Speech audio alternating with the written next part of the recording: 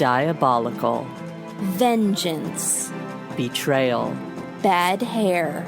Leaning.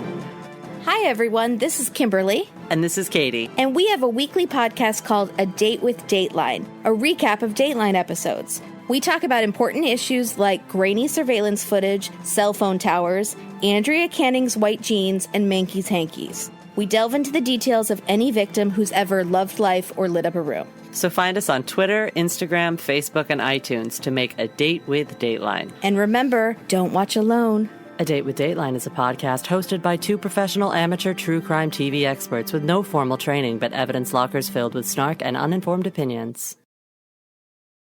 This podcast details true crime cases. It contains adult themes and may contain descriptions of violence. It is not intended for children. Listener discretion is advised.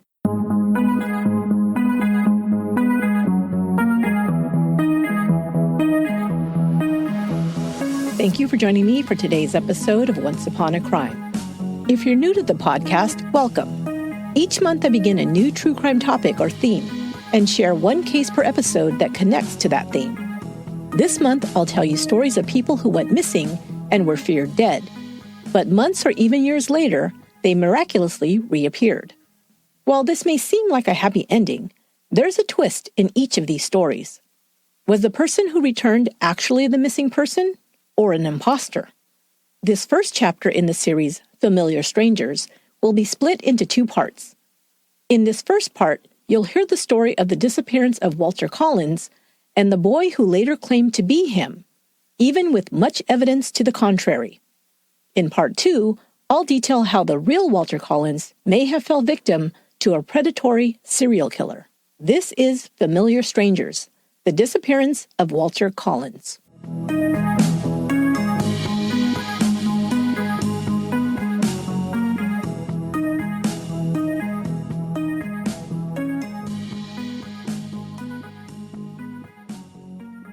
Christine Collins' first marriage was short-lived. In the brief time they were together, she didn't even know her husband's true legal name. But by the time her marriage had all but ended, she'd given birth to a son who was the true love of her life. Christine was born Christine Ida Dunn in 1888.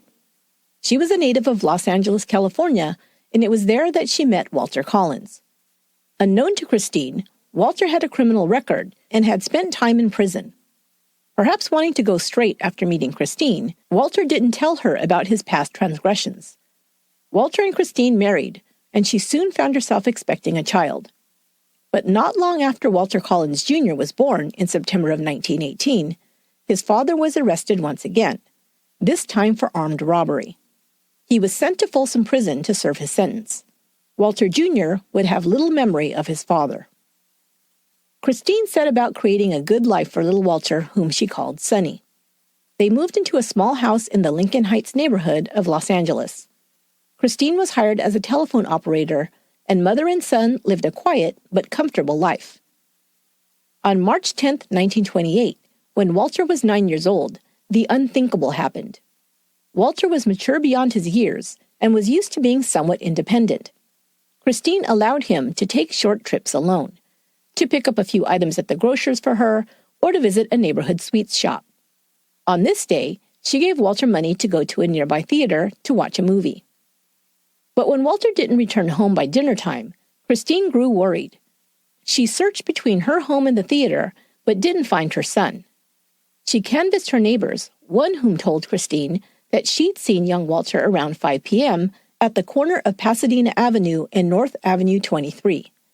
From there, it should have taken Walter no longer than 10 minutes to walk home. But it was growing dark, and he still hadn't arrived. Christine called the police. She described her son Walter Collins to the responding officer as 9 years old, standing 4 foot 5 inches tall, with brown hair and blue eyes. She said he'd left home wearing a red plaid jacket, brown corduroy trousers, a gray cap, and black shoes. Christine was growing frantic, but the officer seemed unconcerned about the missing little boy. He told her the lad was probably just playing with some friends and lost track of time. Christine said that if he knew her boy, he would know that this was out of character for him. Walter was a very responsible little boy. He always returned on time so as not to worry her, she explained. Christine and Walter had only each other in this world, and they were extremely close. No, he'd never behaved so irresponsibly, she insisted. The next two things the officer told Christine would shock and alarm her. Perhaps, he theorized, Walter had too much responsibility and had decided to run away to enjoy some freedom. Christine thought this was ludicrous and told the officer so. She pleaded with him to enter a missing persons report so the officers could begin searching for her son. Still unconcerned, the officer finally told her that, in any case, a missing persons report would not be acted upon until 24 hours had passed. She reminded him that Walter was a child, not an adult, but this still didn't sway the officer to act immediately. He explained that most of the time, missing children returned home within a few hours. The Los Angeles Police Department didn't have enough manpower to search for every child reported missing, when more than likely they would return home on their own, he concluded. Christine had no choice but to wait until the next day for the police to begin a search for her son. She was sure he had not run away, and was convinced that he had been kidnapped.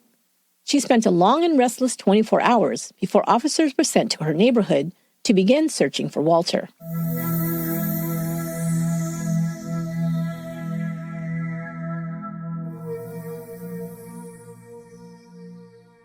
Christine's neighbors were questioned, and a few would report sightings of the little boy.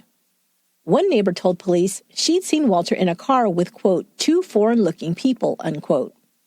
The boy had begged to be let out, she said. If true, it's strange that she didn't report this to police immediately. Someone else, possibly hearing the report about the foreigners who may have taken Walter, said that an Italian-looking couple had inquired in the neighborhood where Walter lived just days before he disappeared. Again, no report was made, and they did not share this information with his mother. Police questioned everyone in the neighborhood with a police record, but no viable suspects were identified. Walter's father, still incarcerated at Folsom, contacted investigators to report his suspicions that former prison inmates may have abducted his son for revenge. Walter Collins Sr., whose true legal name was Walter Anson, explained that he worked in the prison cafeteria and was responsible for reporting inmate infractions. It was his contention that one of these men, newly released from prison, may have kidnapped Walter. This lead was checked out, but came to nothing. A month after Walter was reported missing, nearby Lincoln Park Lake was searched for the boy's body. No body was found. The LAPD had come up empty in their search for Walter Collins. Local newspapers reported on the lack of progress made in the search. At the time, the LAPD was facing scrutiny by the press and the public for its involvement in several corruption scandals. It was the public's opinion that the LAPD did little actual police work and instead spent their time bullying citizens, taking bribes, and playing politics. Now they couldn't even find a little boy, they scoffed. Criticism of the police department grew louder as stories about the distraught mother, Christine Collins, and her missing boy were splashed on the front page of the Los Angeles Times. The police were under intense pressure to solve the case. Then 5 months later, over 2,000 miles away, a boy was found wandering alone in a small town. When asked his identity, he said his name was Walter Collins from Los Angeles, California.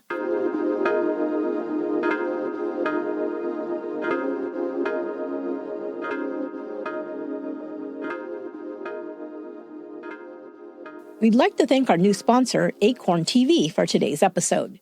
Acorn TV is a commercial-free streaming service that's rooted in British television and is loaded with thousands of hours of international content from Britain, Ireland, Australia, and beyond. With Acorn TV, you get access to all the great series, movies, and documentaries commercial-free and for the unbeatable price of just $5.99 per month. I've found so many great new favorites to watch on Acorn TV. Their mysteries, some old favorites, and some brand new shows are amazing. I love me some Robson Green, so I'm binge-watching Wire in the Blood, where Green plays clinical psychologist Dr. Tony Hill. Dr. Hill is enlisted to help the police identify serial killers and bring them to justice. There are also Acorn original shows like The Nest. In this gripping drama, a wealthy Scottish couple recruit an 18-year-old to be their surrogate in hopes of having a baby, but secrets emerge about the girl's past that could make them regret this decision. I'm also enjoying an Acorn original comedy from Ireland called Finding Joy, about a newly single young woman who finds herself in unusual situations when she's thrown into a new job. It also stars an adorable dog named Aiden, so what more could you need for a feel-good binge? You can stream Acorn TV on all your favorite devices or online via Apple and Android devices, Amazon Fire TV, Google Chromecast, Roku, and more. So you'll never be without your favorite shows. Escape to Britain and beyond without leaving your seat. Try Acorn TV free for 30 days by going to acorn.tv and use my promo code ONCE. That's ACORN.TV and use offer code ONCE to get your first 30 days free. In today's information age, knowledge is power, and the more we know and the better the information we have, the better decisions we can make. So it seems odd that when we want to make one of the most important decisions of our lives, planning our family, our options still seem shrouded in mystery and guesswork. Women are having children later in life, but biology hasn't changed, and we need tools to understand the future of our fertility. That's why modern fertility was created. It's the easy and affordable way to test your fertility hormones at home with a single finger prick. You can save the time and expense of going to a doctor to get the important fertility insights you need. Did you know that traditional testing with your doctor can cost over $1,000? Modern fertility costs just $159 for the same information. Some of the information you'll receive includes insights into your hormone levels, how many eggs you have, and any reproductive red flags. The hormone level report even goes in depth into what each hormone means for your fertility. You can also talk to a fertility nurse to review your results and talk over options for your next steps. Right now, Modern Fertility is offering our listeners $20 off the test when you go to modernfertility.com/once. That means your test will cost just $139 instead of the hundreds or thousands it could cost you at a doctor's office. Get $20 off your fertility test when you go to modernfertility.com/once. That's modernfertility.com/once.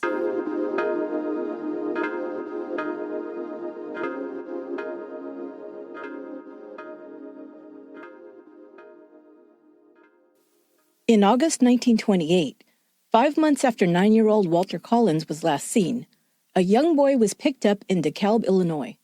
He was wandering and alone. When he was asked his name, he first said it was Arthur Kent. Police could find no record of a missing boy named Arthur Kent. When asked where his parents were, he could only say that his father had abandoned him. Unable to get any further information from the boy, he was placed temporarily with a foster family. Authorities continued to try and identify the boy. He told them a story of being picked up by his father and driven across the country. He hadn't known his father, he said, but went with him when he'd showed up at his home in Los Angeles. He had been afraid to give his real name, he explained, as he didn't want to get his father into trouble for abandoning him in Illinois. His real name, he now told officers, was Walter Collins. Police in DeKalb contacted the LAPD and asked if they had a missing boy by that name. Did they replied. There had been a massive search for the lad who'd been missing for several months. Photographs of the boy found in Illinois were sent to the LAPD. They confirmed he was the Walter Collins who was missing from their city. Now Walter's mother, Christine, was told the miraculous news. Her son Walter was alive and well. She, of course, was ecstatic and quickly agreed to pay for the boy's train fare to Los Angeles. Seriously? So strange that the LAPD made her buy the ticket. Of course, the public was also overjoyed at hearing the news. Reporters and photographers were on hand to document the happy occasion when mother and son were reunited at the train station. All of the top brass from the LAPD also turned out for the reunion. This was a big win for the department, although let's be clear, it wasn't through their efforts that the boy was found. Even so, being able to report a happy ending to this story would help the police department dispel some of the negative publicity it had received. But as soon as the boy got off the train and approached Christine, her face fell. The boy was all smiles, beaming at her, but she backed away, confused. "That's not my son," Christine said. Captain J.J. Jones, who was there to take some of the credit for bringing the boy home, thought he'd misheard her. What did she mean? Christine repeated, "That's not Walter." Now, with photographers and newspaper reporters witnessing and documenting her reaction, the moment became awkward. Jones, embarrassed, tried to come up with a quick explanation for Christine's response. Of course the boy was Walter, Jones insisted. Christine was probably in shock and still couldn't quite believe that her boy had been returned to her after so many long, agonizing months. It was quite natural that she'd feel confused, he explained. Now Christine really was confused. Did he actually believe she wouldn't recognize her own son? The child she'd given birth to, tucked into bed every night for 9 years? The boy who was her whole world? No, of course this wasn't Walter, she said louder now, beginning to panic. This wasn't Walter. It wasn't. Where was her son? Captain Jones quickly tried to salvage the situation. He took Christine aside and told her that the boy was Walter. She was in shock and not thinking clearly, he told her. Jones assured her that once she took the boy home and the strain of the last few months subsided, that she'd see that he was her son. Jones told her to, quote, take the boy home and try him out for a while, unquote. She would find that her memory would clear, and she would soon recognize the boy as Walter. As reporters shouted questions to the boy, he answered to Walter's name, called Christine Mom, and seemed thrilled to be home. Christine began to feel like she was losing her mind. Not knowing what to do, she agreed to take the boy home with her. She was asked to pose for a photo with the boy for the newspaper. She flashed a tentative smile for the photographers, while the boy beamed. The boy grabbed her hand and walked beside her as they made their way home. But Christine was certain. He was not her sonny.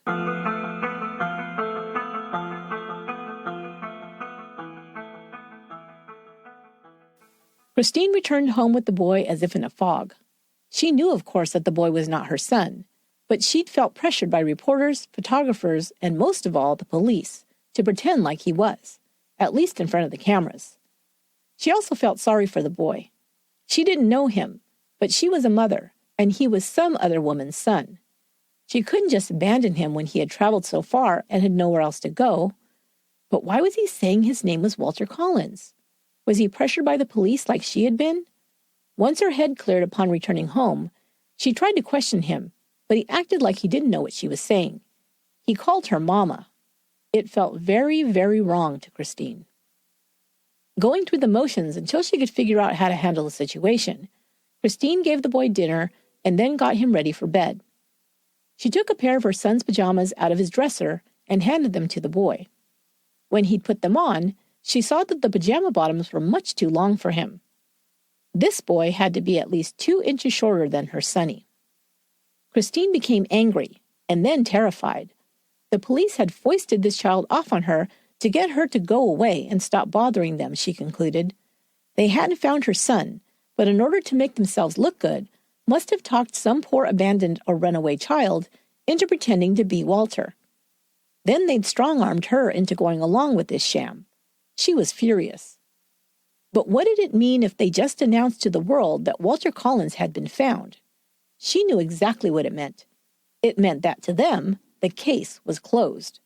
And that meant that they would stop looking for her son. Walter was still out there somewhere, and if the police had anything to do with it, he would never be found. Christine realized the only hope she had at bringing her boy home was to take matters into her own hands. And her first order of business was to prove to everyone that the boy lying in Walter's bed was an imposter.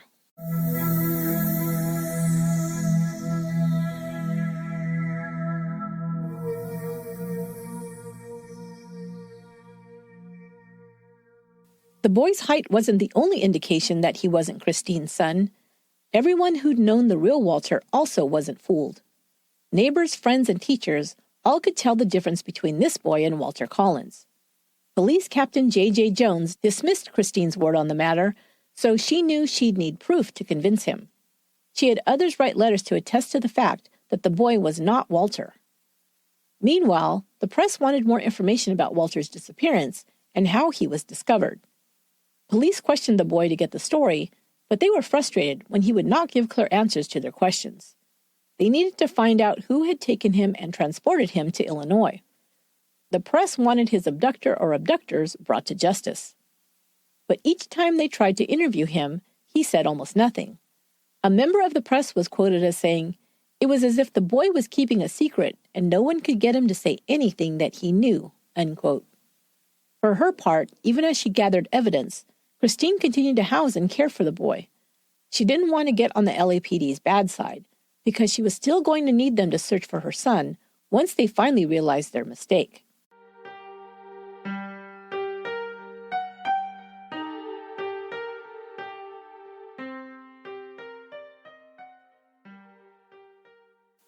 3 weeks after taking him in, Christine returned to police headquarters with proof positive that the boy was an imposter.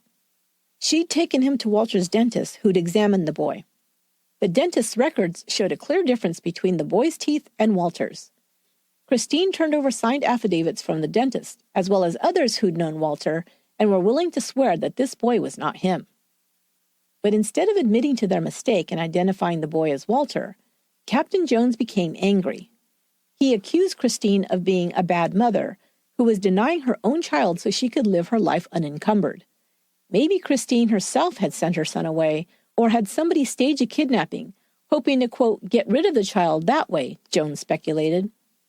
He also accused her of trying to humiliate the police department. Jones said that her lies would bring ridicule to the LAPD, and he wasn't going to stand for it. At that time, the LAPD had a catch-all charge called a Code 12. The police could use a Code 12 designation to jail or even commit someone who was deemed to be, quote, difficult or an inconvenience to the department. Jones now called Christine Collins a lunatic. His report would state that she was so deranged that she could not identify her own son. He called a Code 12 on her and forcibly had her committed to the psychopathic ward of the Los Angeles County Hospital. Christine was locked up and forced to take medication for her, quote, mental illness. She was treated inhumanely, she later said, and also saw other women on the ward she was housed with treated harshly and abused by the staff. While some of the patients did suffer from mental illness, others had been committed by their parents or husbands who wanted to control their behavior or keep them from filing for divorce, seeking custody of their children, or other non-criminal behavior. Once they were committed, they could be locked up in the hospital indefinitely.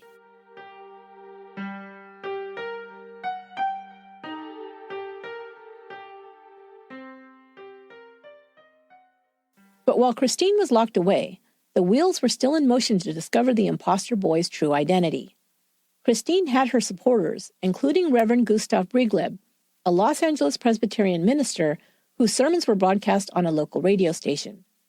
He used his pulpit to call out corruption in the city of Los Angeles and the Los Angeles Police Department. He criticized the LAPD's mishandling of Walter Collins' disappearance and their unwillingness to listen to Christine's claims about the imposter. After discovering that she'd been committed on the orders of the police captain, he redoubled his efforts to support Christine's cause and let the public know about her mistreatment and worked to get her released. A handwriting expert was commissioned to compare samples of the boy's and Walter's writings. He concluded that the handwriting samples did not match.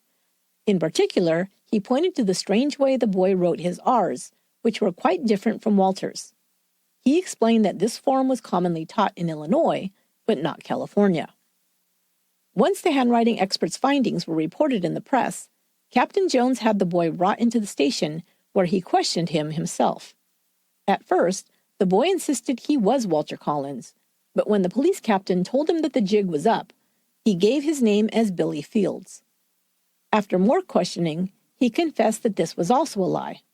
His true name was Arthur Hutchins, Jr. Arthur was not 9 years old, but 12. Originally from Iowa, his mother died when he was 9.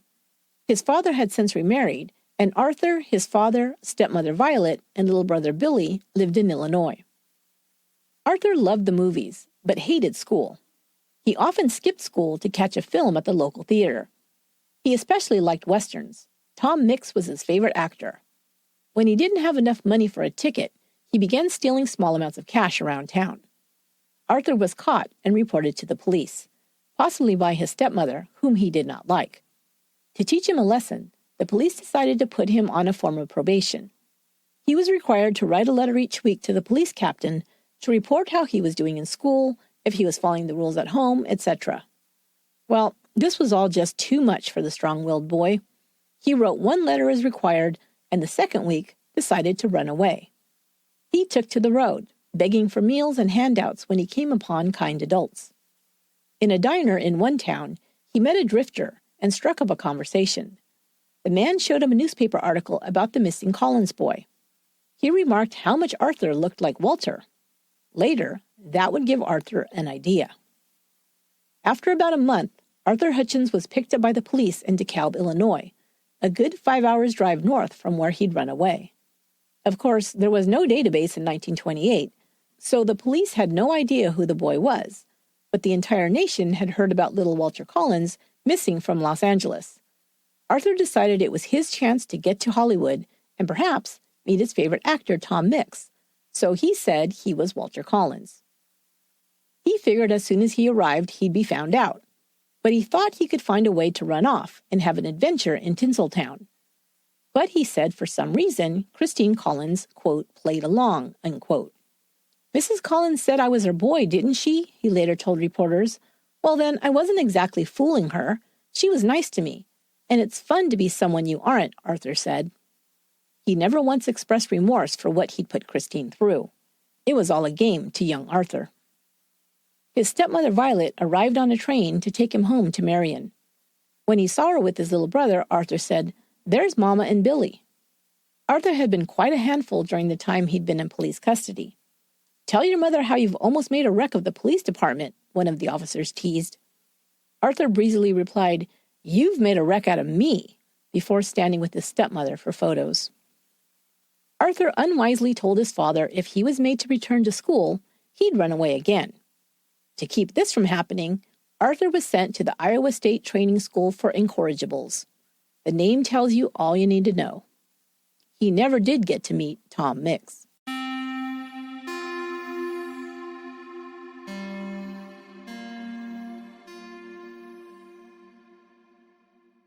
While the imposter was being found out and returned home, Christine remained locked up in the LA County Psych Ward.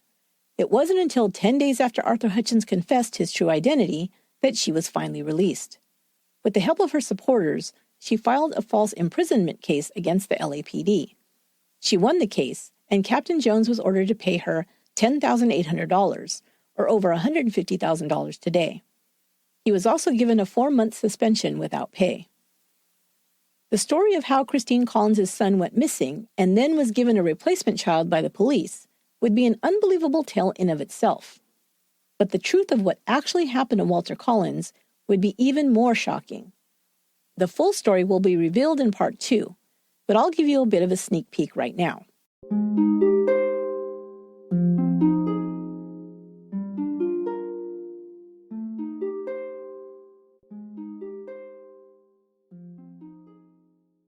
The same month that Arthur Hutchins was being discovered as an imposter, sheriff's deputies received a call about some strange goings-on at a ranch in rural Riverside County.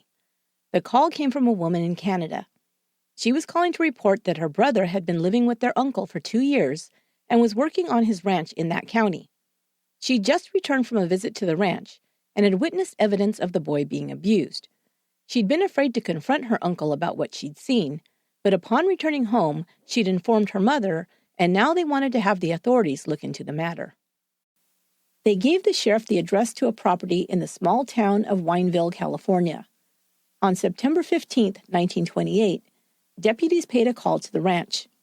But by the time they arrived, the owner had fled.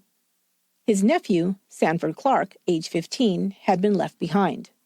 Sanford at first was tight-lipped, but upon being taken to the sheriff's station and questioned further, he began to relate a tale so violent and shocking that deputies couldn't believe what they were hearing. If what the boy told them was true, his uncle was a violent predator and no less than a serial killer.